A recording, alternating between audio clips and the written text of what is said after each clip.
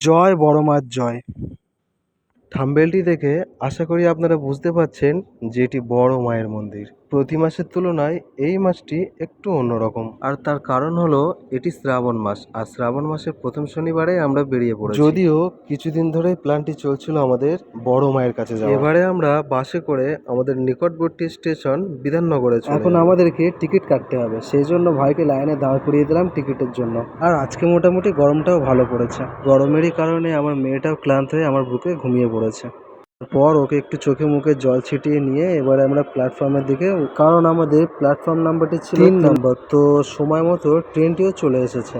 তো এবারে আমরা ট্রেনে বসে পড়েছি। মেয়ের সাথে গল্প করতে চাইছি, ও মুখটা ভার করে আছে, কারণ ও একটু আইসক্রিম খেতে চাইছিল, যদি ওর ঠান্ডা লেগে আছে তো তার কারণে আমরা আইসক্রিম ওকে দিলাম। আর হ্যাঁ, ট্রেনে উঠে গেটের ধারে দাঁড়িয়ে দাঁড়িয়ে যেতে কার কার ভালো লাগে অবশ্যই কমেন্ট করে জানাবেন। আর এদিকে দেখুন, গল্প করতে করতে আপনাদের সঙ্গে নৈহাটি স্টেশনে আমরা পৌঁছে গেলাম। স্টেশন থেকে তেমন একটি দূরে নয় মায়ের মন্দির, আপনারা চাইলে ওখান থেকে টোটো নিয়ে নিতে পারেন। আমরা মায়ের পুজোর জন্য এখান থেকে 3টি ডালা সংগ্রহ করি। যারা যারা ভাবছেন যে মায়ের পুজো দিতে আসবেন, বেলা হলে ভালো হয়, এই হলে ভালো হয়, কিন্তু তা করবেন না। আপনারা চাইলে সকাল সকাল বেরোতে পারেন, যত সকাল সকাল বেরোবেন তত আপনাদের। শনি এবং মঙ্গলবার অনেকটাই ভিড় থাকে। যেতে অনেকে এরকম ফোঁটা দেওয়ার জন্য বেরোবে, তো অবশ্যই এদের কাছ থেকে ফোঁটা নিয়ে নেবেন। ফোঁটা নেওয়ার পর এবারে আমরা লাইনের দিকে রওনা দিলাম, কিন্তু এই লাইনটি এতটাই বড় যে কি বলো, মানে বিশাল বড় লাইন।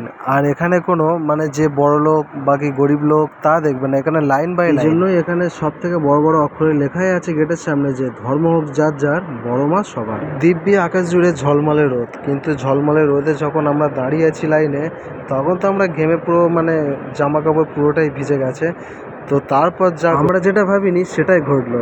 এবারে দেখছি আকাশ অন্ধকার হয়ে আসছে, ভারী ধরনের বৃষ্টি শুরু হয়ে গেছে, কিন্তু লাইন কেউ ছাড়ছে না। যদি কোনো কারণে লাইন ছেড়ে দিয়ে যান তাহলে লাইন পাওয়া কিন্তু খুবই মুশকিল, কারণ আমাদের চোখের সামনে দু জায়গায় প্রায় হাতাহাতি হতে আমরা দেখেছি। এক কথায় বলতে গেলে আমাদেরই মাথার উপর দিয়ে রোদ বৃষ্টি ঝড় সবকিছুই মাথার উপর দিয়ে চলে গেছে। আর এটা নিয়ে আমার ভাই আর আমার ওয়াইফ দেখুন এটা নিয়ে মস্করা করছে। তো যাই হোক, গল্প করতে করতে আপনাদের সঙ্গে মন্দিরের কাছে চলে এসেছি। আমরা দীর্ঘক্ষণ অপেক্ষা করার পর আমরা এবারে প্রবেশ করছি মন্দিরের ভিতরে। জানি না এর ভিতরে ক্যামেরা অ্যালাউ করবে কিনা, তবে এখানে যেসব মন্দির কথা গার্ড আছেন তারা একে একে মায়ের কাছে ডালা পৌঁছে দেওয়ার ব্যবস্থা রেখে দিয়েছে।